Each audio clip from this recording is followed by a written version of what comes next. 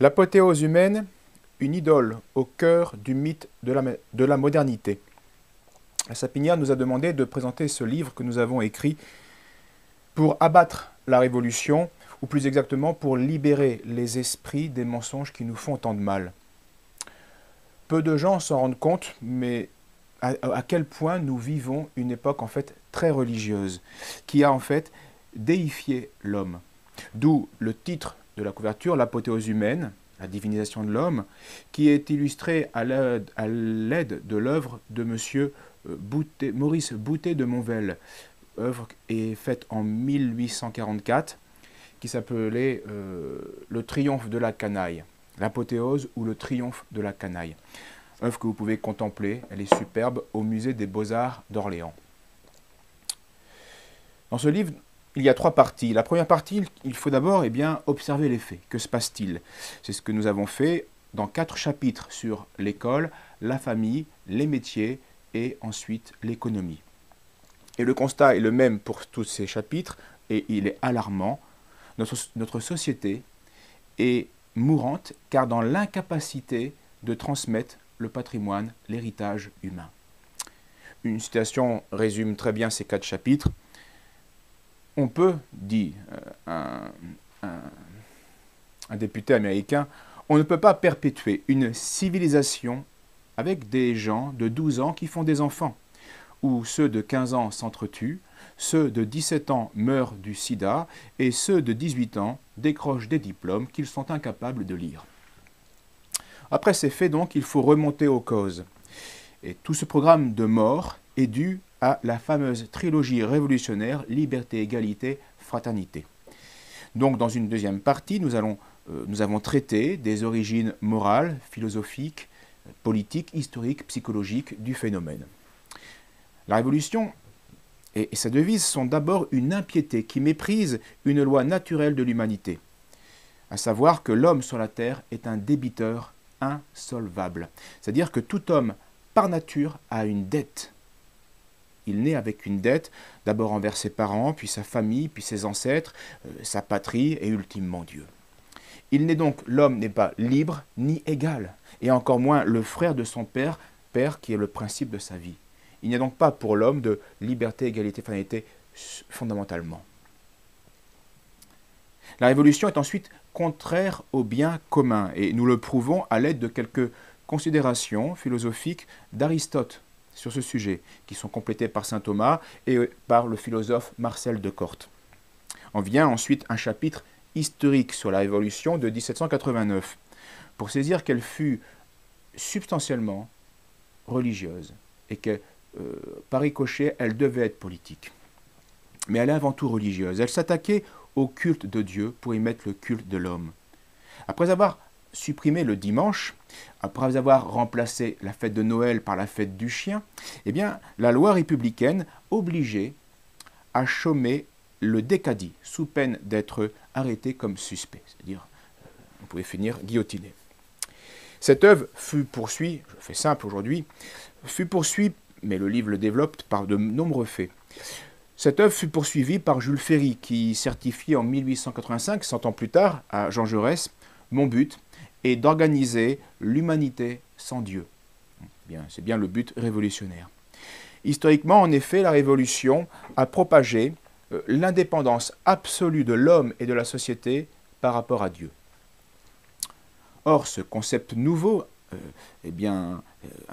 comme tout concept fabriqué par l'homme de manière absolue et dépourvu aussi de tout fondement, va posséder une force effrayante de destruction et va réduire à néant tout ce qu'il touche. D'où un chapitre sur Dieu ou l'absurde. Un révolutionnaire représentant du peuple à Toulouse en 1794 a parfaitement décrit la religion de l'homme mise en place en 1789. Il s'écriait, après avoir interrompu un office religieux, « À la création des 7 jours a succédé la création de la Constitution française. Ce n'est plus une vierge enfantant un homme-dieu, c'est le peuple toujours pur et incorruptible mettant au monde la liberté que nous devons honorer. Nous n'avons plus à honorer cette trinité des chrétiens.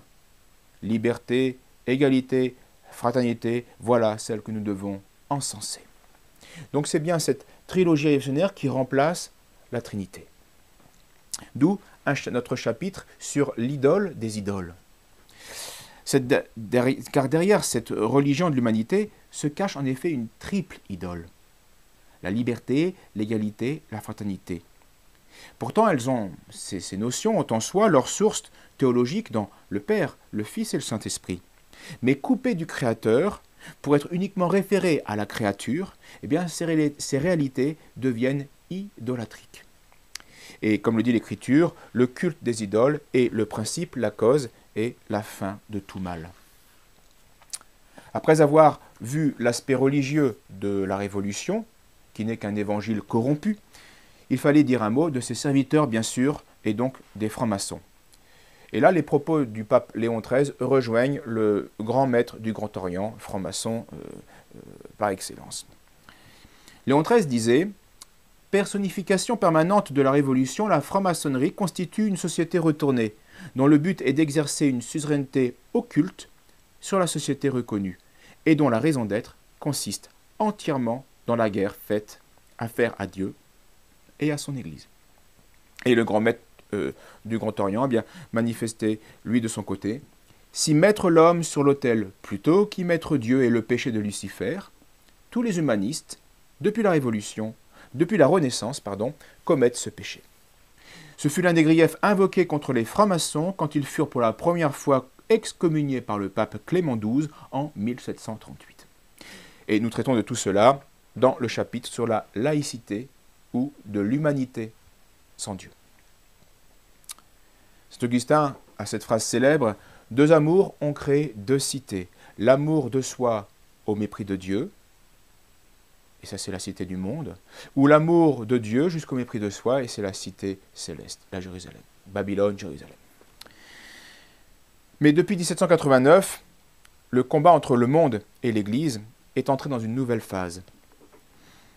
Et particulièrement, malheureusement, par la faute des chrétiens infidèles, la Révolution, après 200 ans, est entrée dans l'Église, comme le dira lui-même le cardinal Suenens. Vatican II, c'est 1789 dans l'Église. Et le cardinal Ratzinger confirmait ce propos. À Vatican II, il s'agissait d'une tentative pour une réconciliation officielle de l'Église avec le monde tel qu'il est devenu depuis 1789. D'où notre chapitre sur la Révolution dans l'Église, avec sa liberté religieuse, sa collégialité et son œcuménisme, qui sont le pendant de la liberté, égalité, fraternité. Ce chapitre est suivi ensuite d'un chapitre sur la messe bâtarde. En effet, la Révolution, nous l'avons vu avec le franc-maçon, le grand maître du Grand Orient, le dit bien, la Révolution, c'est l'homme qui chasse Dieu et s'adore à sa place, sur l'autel. Or, la messe catholique, c'est le contraire, c'est Dieu présent sur l'autel du sacrifice qui reçoit nos adorations. Eh bien, le nouvel ordre mondial avait besoin d'une nouvelle messe qui ne contredise plus ce nouvel ordre. Eh bien, c'est ce que va lui offrir l'Église adultère de Vatican II. Donc, nous traitons de cela dans le chapitre sur la messe bâtarde.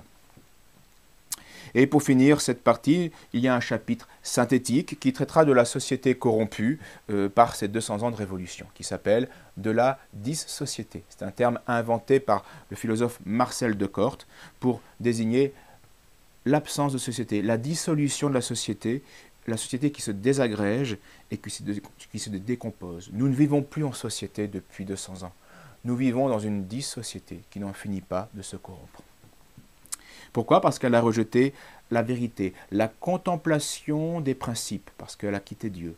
Et donc, elle ne connaît plus, elle ne contemple plus les principes. Donc, elle ne connaît plus la théorie.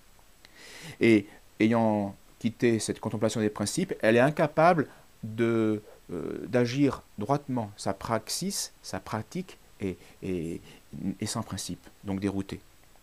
Alors, à quoi sert l'intelligence de l'homme, elle ne lui sert plus à contempler les principes éternels, elle ne lui sert plus à bien se diriger. À quoi sert l'intelligence de l'homme? Uniquement à son utilité et à sa subjectivité dans le faire, dans la création, dans la fabrication.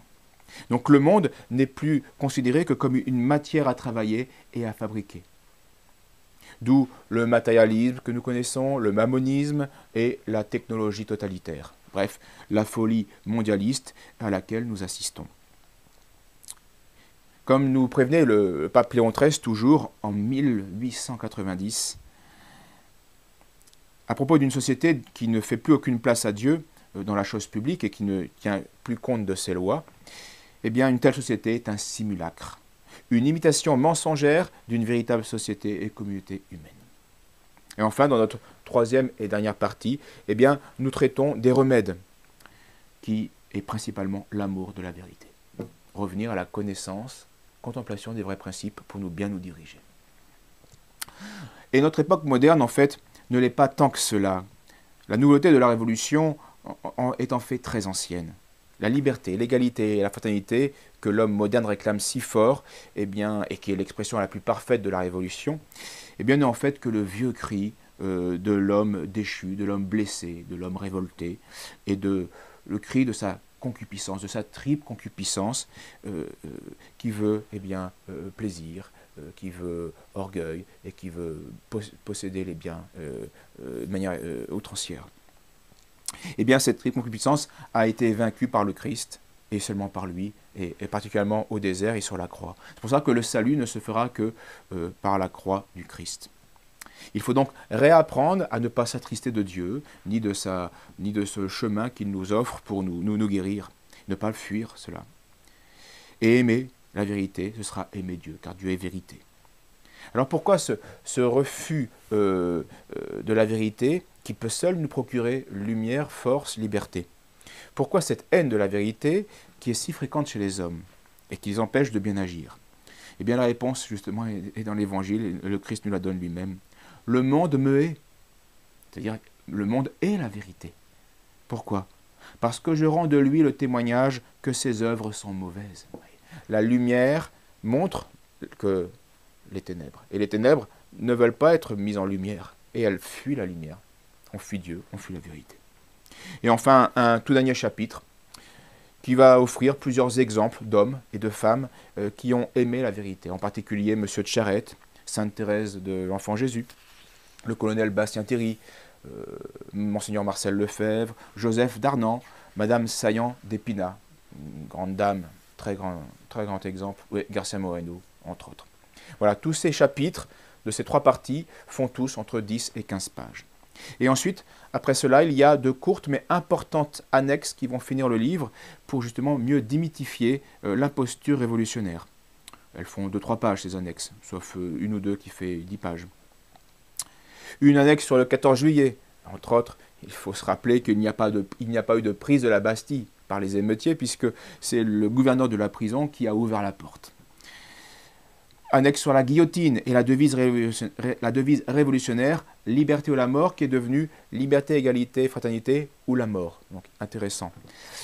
Troisième annexe de la liberté, et nous partons d'un fait pour mieux disserter sur cela, un fait divers de l'époque de la Révolution. Pierre Brossat est condamné à mort par le tribunal révolutionnaire. Son crime est d'avoir jeté bas un arbre de la liberté.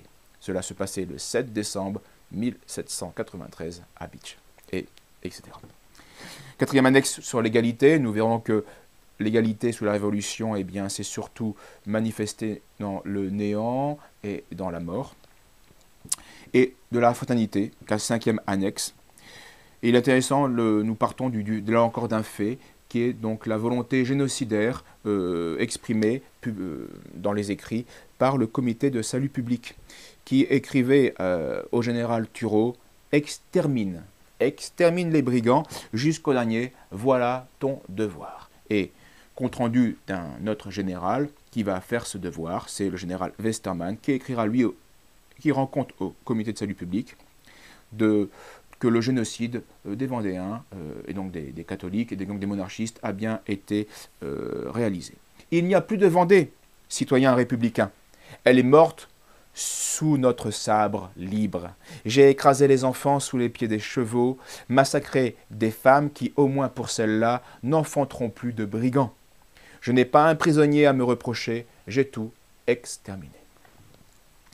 6e annexe très importante sur les deux Marseillaises, celle qui fut chantée par M. Roger de Lille en 1792 chez le maire franc-maçon de Strasbourg, et en vis-à-vis, celle chantée par les 16 carmélites de Compiègne en prison avant d'être guillotinés en juillet 1794. Ces deux textes symbolisent les deux mondes, les deux amours. Et la Marseillaise des Carmélites mérite d'être connue. C'est de la très haute mystique en 5 couplets. C'est très beau. 7e annexe sur les droits de l'homme, qui est une analyse succincte faite par Monseigneur Frépel, qui était député de Brest et évêque d'Angers. Et enfin, 8e et dernière annexe, c'est des extraits d'une lettre très importante de Saint Pie X, notre charge apostolique, à l'épiscopat français sur les errements d'un mouvement catholique de l'époque, le Sillon, qui avait un idéal apparenté à celui de la Révolution et qui ne craignait pas de faire, entre l'Évangile et la Révolution, des rapprochements blasphématoires. Bref. Voilà, vous voyez, donc tout cela est à la fois, à la fois historique, passé pour certains faits, mais tout à fait d'actualité. Donc pour commander le livre, eh bien, c'est 360 pages au prix de 22 €. Vous pouvez le commander aux éditions donc, des CIM, www.édition-sim.fr ou alors à la librairie française ou à Chiré ou à d'autres endroits sur Internet. Voilà, je vous souhaite bonne lecture et pour conclure, je vous offre une sentence à méditer d'un légionnaire que je cite dans le livre qui, avant sa mort au combat en Indochine, avait livré cette pensée à ses camarades légionnaires. Et je finirai sur cette pensée. Rester en vie, coûte que coûte, n'a aucun sens. Mais ce qui compte, c'est comment on reste en vie. Voilà, je vous remercie et bonne lecture.